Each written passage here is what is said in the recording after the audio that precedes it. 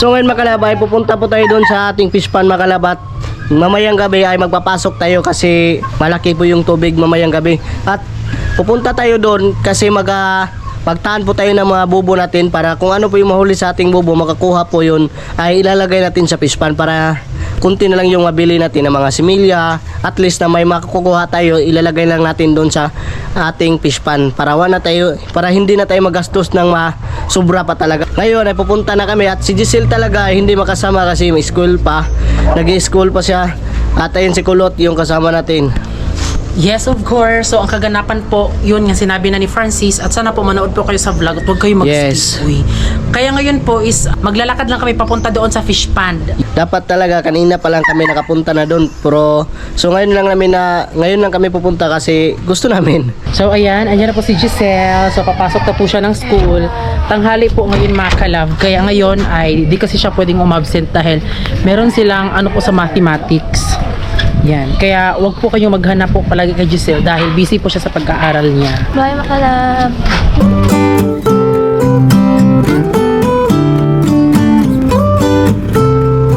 So ayun mga kalab, so mayroon po kaming nadaanan na fish pond mga kalab. Ito po yung kapitbahay namin. So tignan nyo mga kalab, ito po yung mga similyan tilapia nila at saka ayan po.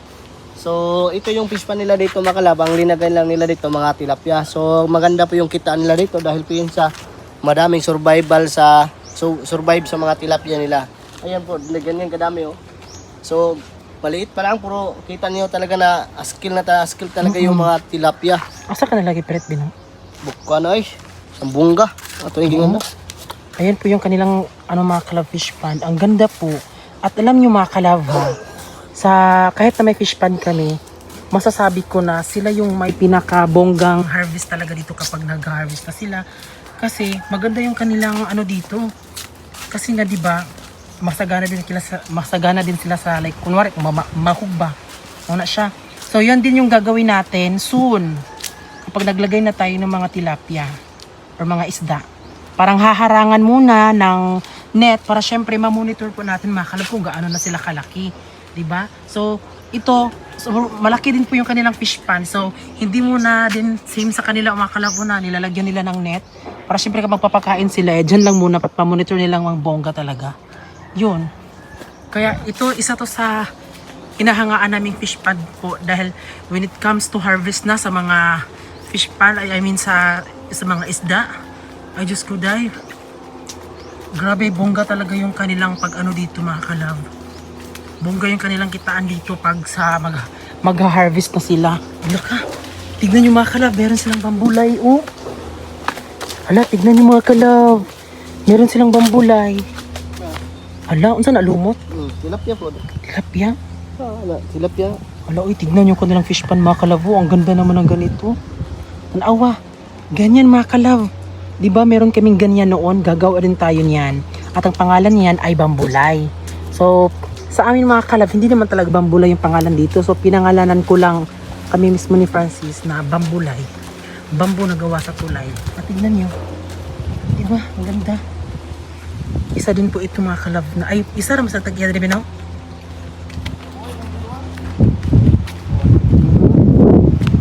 Hala, tanawan. Gabi ka. Dali ka kuan sa ilang fish pond diri. Oh, daga naglumot kay. Ay, lumot na na. Kusay-kusay di ay.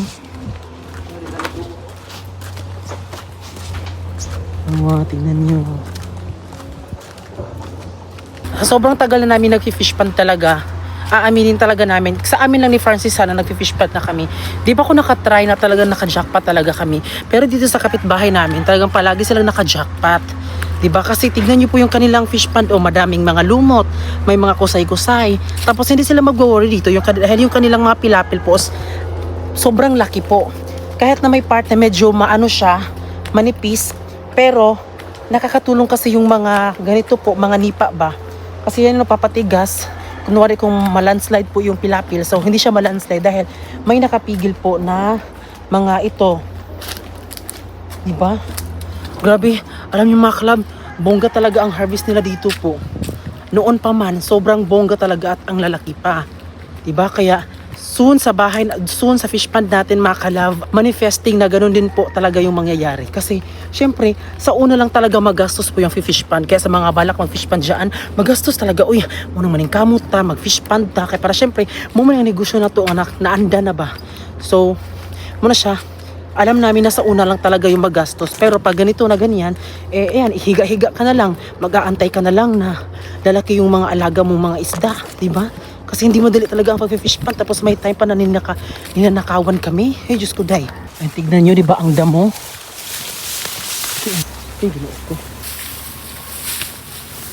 Ayan, ito yung kanilang fish pond. Di ba, ang laki? Pangarap talaga namin ni Francis na yung fish pond sana namin is isang tanaw mo lang, tapos ang lilinis pa. So, ayan, buti na lang doon mga kalab na sa dating fish pond is ganon din po yung fish pond natin.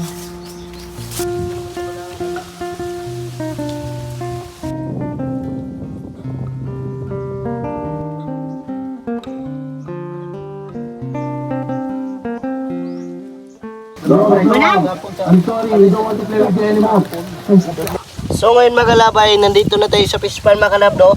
So ngayon ay magtataan na tayo. So ngayon ay naglagay po ako ng mga pain sa ating mga bubo. So ito yung pahuli ng alimango. At saka si Melia dito yung makapasok. Ito sa loob. Pag makapasok na sa loob, hindi na yan makawala. So, ayan. Kung ano po yung makukuha dito ni Francis ng mga similya, ay ilalagay po doon sa ating fish pond. So, yung fish pond po natin mga kalab, no, is ayun po. Ayan, andoon.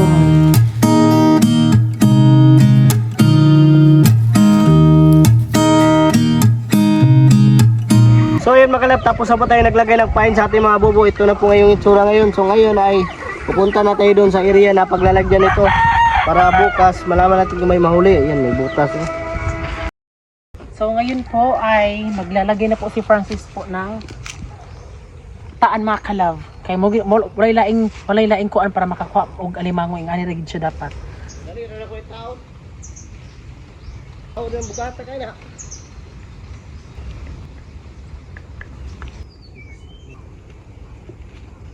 Pudre.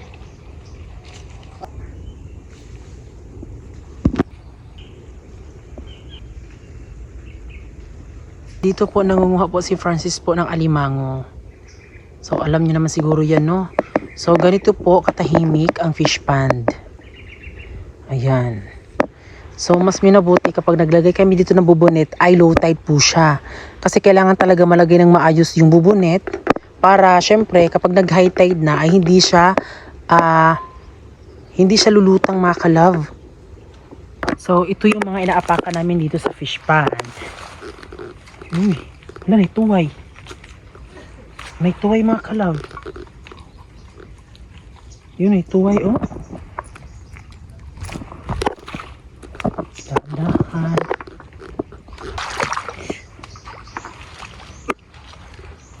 Si Francis, ha? Dito, gisundan ka. Huwag man ka. Ito mo paingon. Huwag mo. Ayan, nilalagay na po ni Francis yung ibang mga bubunet. At di tayo mag-aantay sa bahay kung yan, dito. The clock keeps ticking. I don't know what I should do, and I wish you.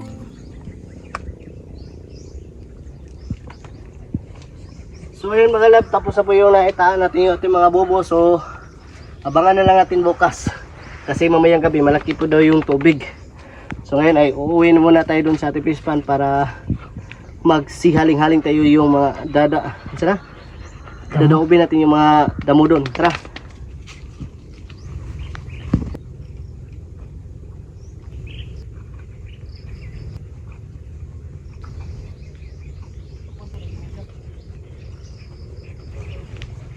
Ayun ay patungkol sa lubyo. Yawa, suglod di mana, okay suglod.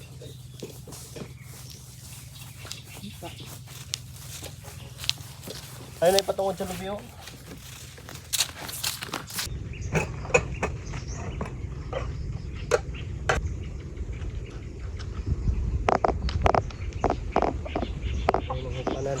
So ngayon mga kalab ay meron pong nakuha si Kira kahapon makalab ng similya ng alimango. So binenta niya sa amin, tapos kami, binili namin mga kalab. Ito po, kahapon po yun nahuli. So ngayon ay ilalagay namin dito sa fish pan para lumaki pa sila ng mahaba. Yes, kaya ngayon ay bibilangin natin. 1, 2, 3, 4, 5, 5 na po.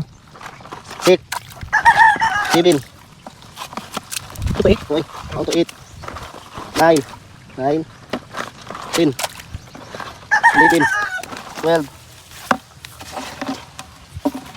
13, 14 lahat. 14.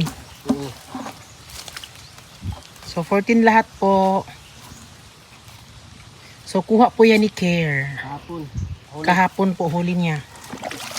Ayan, ito po yung ating fish pan. Wow, bongga day. Atay de. Charis, mga tayo ng kahoy, ginaog ko.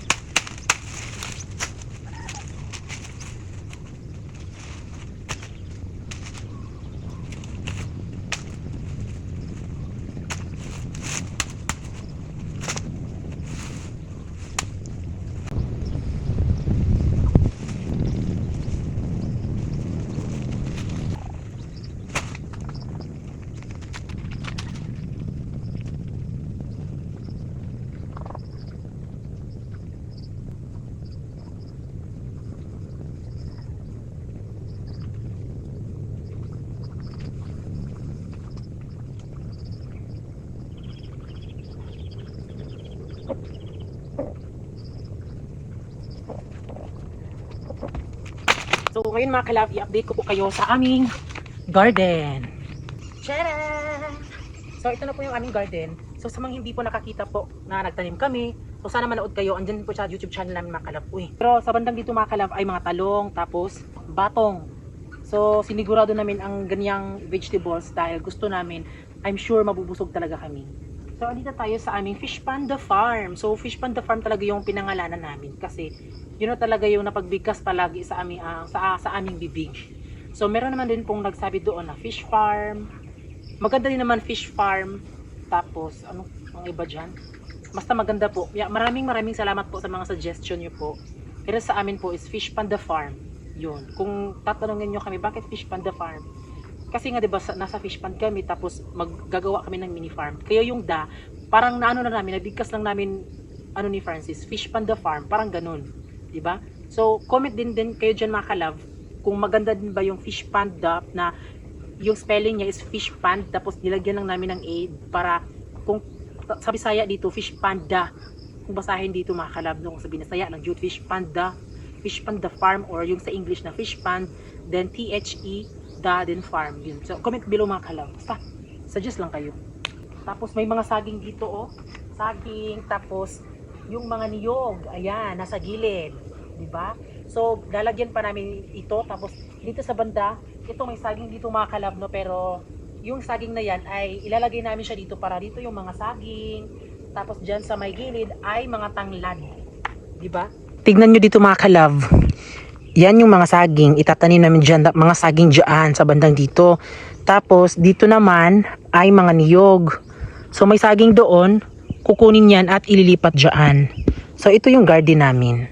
Actually kakaulan kahapon po, naulanan po ito. Yung gusto ko sana, yung mga saging na yan is dyan sa banda, dyan. Pero nag-end lang po yung sa lupa po namin dito, is sa bandang dito lang. Ayan. So di na siya pag ano dahil lalagyan namin yan ng bakod na kawayan. Tapos syempre sa bandang dito, bet ko mga kalaf, di ba? Agree kayo dyan mga kalaf if maglalagay tayo dyan ng parang ilalagay natin na Fish Panda Farm. Di siyempre, basta lalagyan lang natin ng anik-anik dyan para at least may bakod dyan na kawayan. Imagine yung mga kalaf ganyan. Tapos dyan, di ba? Basta gets nyo na yan mga kalaf kasi matalino naman kayo, di ba? Oh, di ba?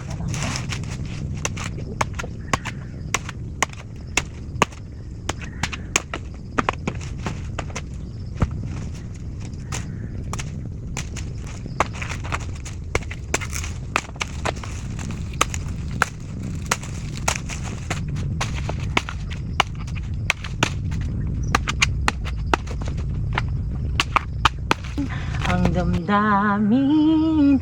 Di ko alam ako'y may pagtingin din. Wow, ang mga ibon, no?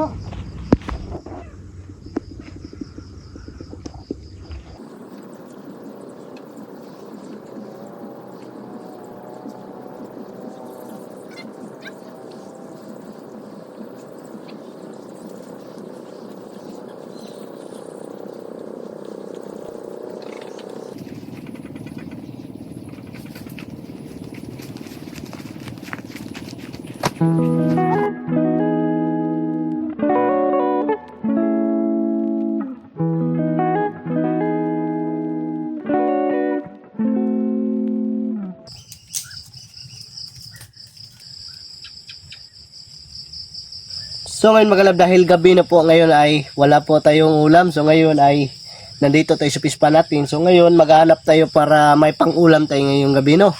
So kahit ano yung madaanan natin ay siyempre uulamin natin. Yung makakain lang, hindi pwede yung hindi makakain, ha. So kung nakikita nyo mga kalab na last vlog namin ay may ilaw pa kami. So ngayon wala talaga kaming ilaw kasi dahil po yan nasira po yung aming blue wheat, eh. So ngayon ay back to normal naman. So hindi muna tayo magagamit ng ilaw para ganun ilalagay. So ngayon ay yung gagamitin natin na ilaw, yung light lang spot.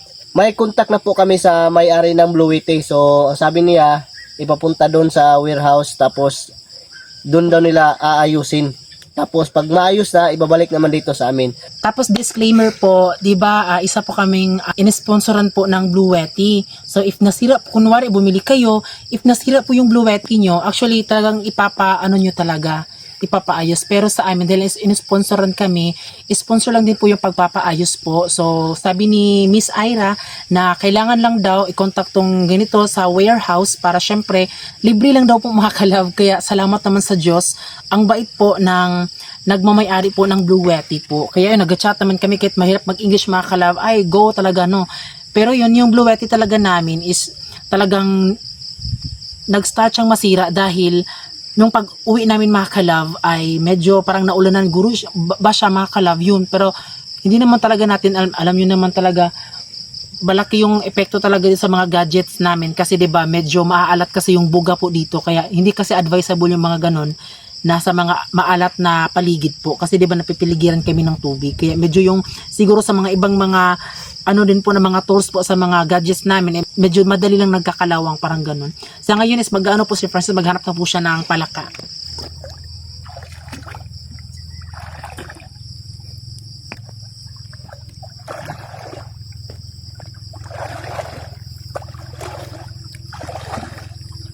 So ngayon po, dahil gabi na, ngayon po ay magluluto tayo.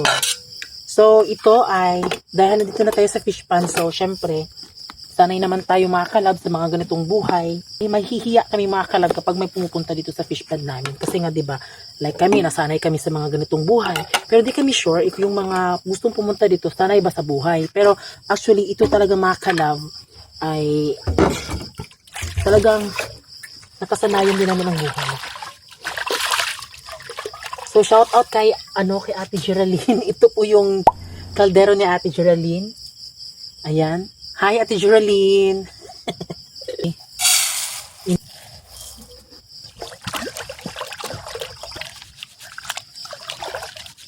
So, dito kami magluluto as usual. Pero temporary lang talaga mga kalab, ha. Yung makikita nyo dito. Kasi nga, andito na tayo sa fish pond.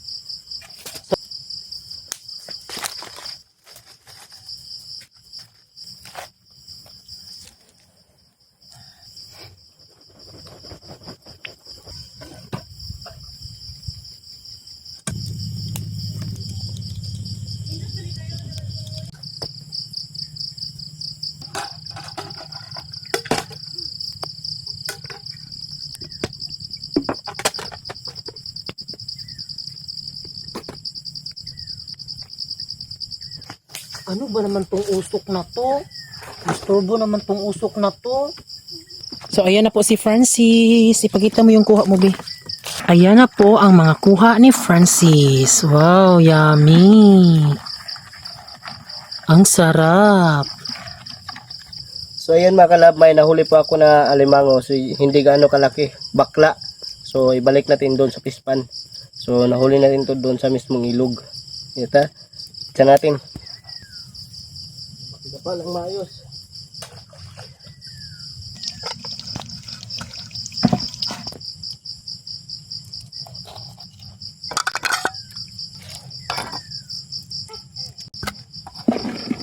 Ayan mga kalab, maliit lang po yung nahuli ko ng mga palaka at saka kuyamas. Kasi malaki po yung buwan ngayon. Maliwanag. Sobrang maliwanag talaga. Yung mga baki talaga, may panahon din na madami silang makukuha. Kapag wala na po yung hindi gano'n ka laki yung buwan.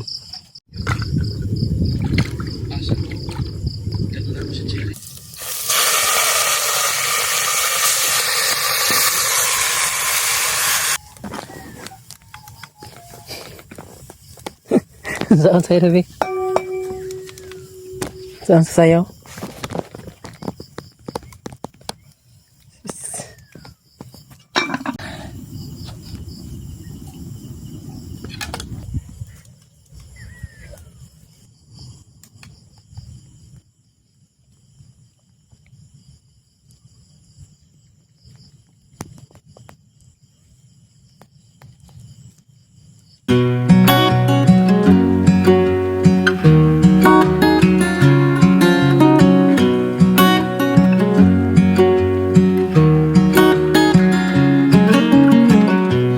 What's it like to be the one that he turns to when he's out of answer?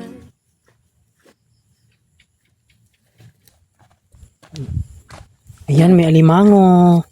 Kita mo sa kanila, be. Dito. Ayan, tignan nyo mga kalab, oh. So, galing doon sila, si Francis, kanyang, Huli po yan sa panggal. oo, ito yung kanyang nahuli. Wow. Yeah. So, ngayon is magpapalabas si Francis ng tubig. Ay, magpapasok, I mean. Magpapasok siya ng tubig. Lawam na tubig na. Ayan ang tubig, oh. Ako na no. Oh, ayan, tignan nyo mga kalab, ganyan ang itsura niya. Kaya yun, dahil ang tubig po sa ilog ay nag-high tide na po siya. So, it's time naman po na para mapasukan po ang fish pond na yan. Hala. Wow. Diba to?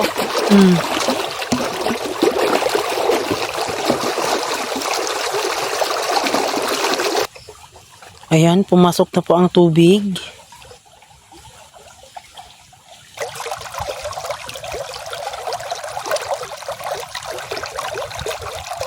Ayan, tignan nyo dito mga kalab. Wala talagang kuryente dito. Ayan. Lagay na po natin yung ating tent para maghiga ka tayo.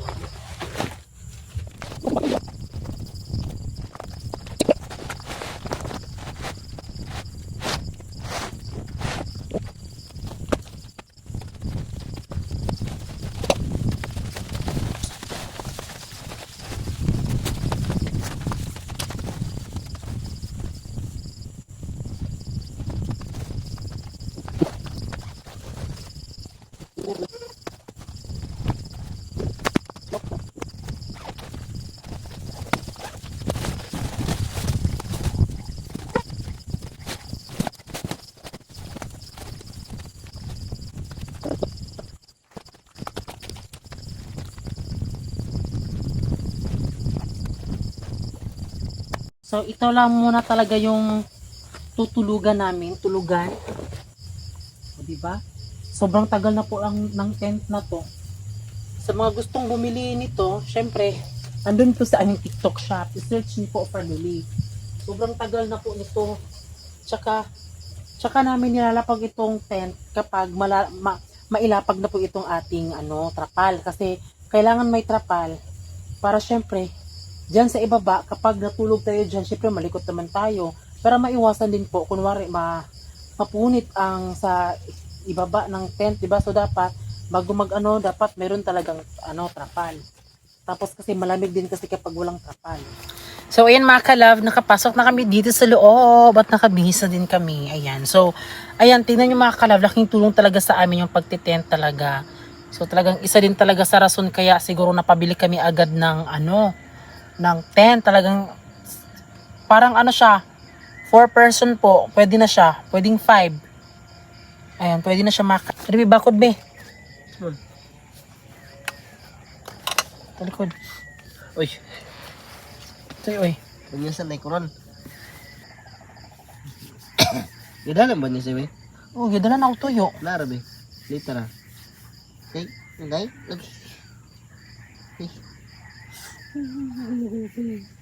Saan na be?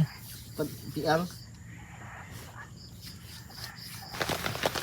So ngayon po ay umuulan po dito ngayon at buti na lang po yung nabili nating tent po is talagang hindi talaga siya natatagusan po talaga ng ulan. Yan. Tapos isa din po kapag may trapal kami nilagay dyan sa baba. So dapat yung trapal talaga nakapaganon siya kapag umuulan kasi medyo papasok yung tubig mga kalab. Tapos itong tent na to, syempre sobrang tagal na so di talaga maiwasan talaga na may mga matusok-tusok. So, meron na siyang paganon po. Kaya, pin-make sure ko na wala talagang papasok na tubig po. Kasi, syempre, baka matulog na kami. Napasukan na kami ng tubig dito. Tapos, alam niyo mga karaba, kahit na malamig yung panahon, talagang hindi papasok yung lamig. Talagang mas papainitin niya pa ang sa loob dito mga karaba. Kasi, talagang hindi talaga siya basta-basta na tent po. Ang laki.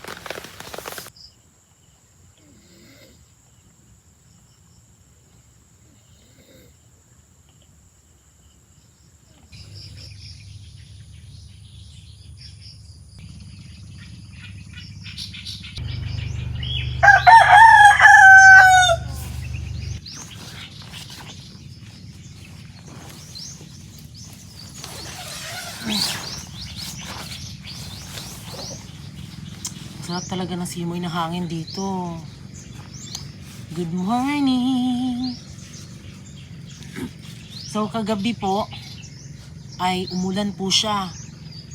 Ayan, diligan naman po yung ating tanim. Diba? So ngayon i-update ko kayo sa garden namin.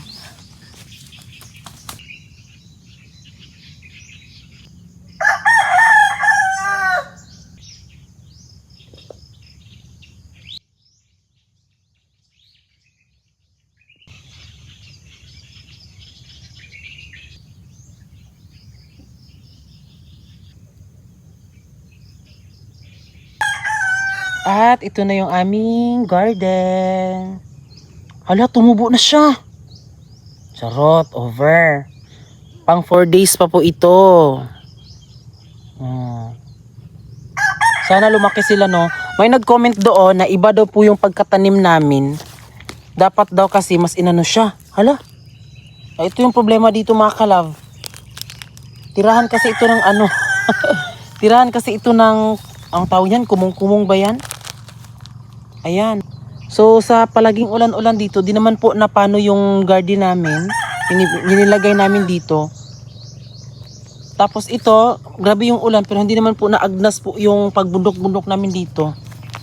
Dira, tibo-tibo ra nga sa art. Oh, sis. Hi. Kita ka natin kung may paglote. So ayan mga kalab, yung mata natin kahapon, ito na yon. So, yay. Uy. So ayan oh, ito may naulit na malaki. May audience diri oh. Kabig ni sa uwan. Ayan oh, si Milia. Sa pencil ba yung uwan? Makabuhay na ko ba? Oh, yun ah. Ay, marami tayo pabutong na. Dapat yung paon, uy. Paon, nagpaon ron. Daan na ganito to. Sa dito na. Ako, alaw, siniyag ba? Matay sa kabuhi. Ano ni butang be? Sura na Yo. rin tabam. Ya. Ang ligyan na silang kagirog sa ma-place na. So yun mga kalab, may nahuli po ako medyo malaki-laki na at saka taba din. So ito, hindi na lang namin sila lagay. Ibibinta na namin para may pangbili kami ng gasolina. At ayan po yung mga similya. Ilalagay na sa aming fish pan. So ngayon mga kalabay, bibilangin na natin yung mga similya na nahuli natin para malaman kung ilan. 1, 2, 3, 4, 5, 6, 7, 8, 9, 10. Yun na to. 11. So yun mga kalab, yung nabilang natin na nahuli ng mga alimango, 23 pieces po yung nahuli natin. Plus kahapon, 14. Malaki-laki na. O yan lang.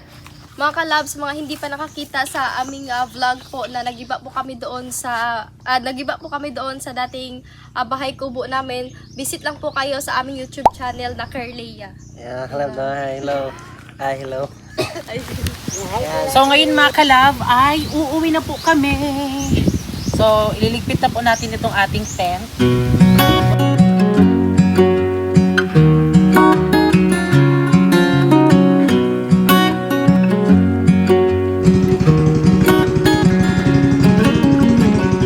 What's it like to be the one that Tignan nyo mga kalab, may mga kanding po dito sa kapitbahay nyo.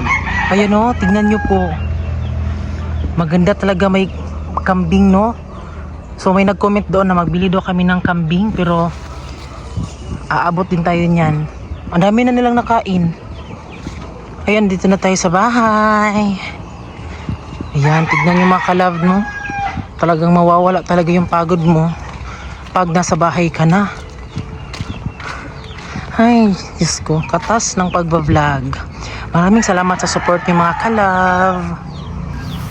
So ayun mga kalab, nakauwi na kami dito sa bahay.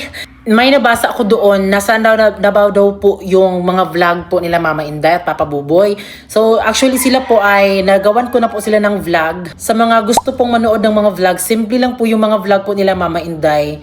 Tinutulungan lang namin ni Yunilin para makapag-edit, ganyan. So sana supportaan nyo po kasi request nyo din po, diba, na mag-vlog po sila Mama Inday. Kaya po, i-subscribe nyo na po sila sa kanilang YouTube channel. Ayan. So ayun mga kalab, maraming salamat po talaga sa mga nanood. At syempre, kahit na minsan matagal na kami nag-upload kasi diba medyo mahirap din kasi makaano doon sa fish pond. Like kunwari kapag nakapunta kami doon, talagang aabot pa ng one day, hindi kami makagawa ng content talaga kasi medyo kailangan meron ka talagang trabaho doon at hindi lang siya putyo-putyo. So yun.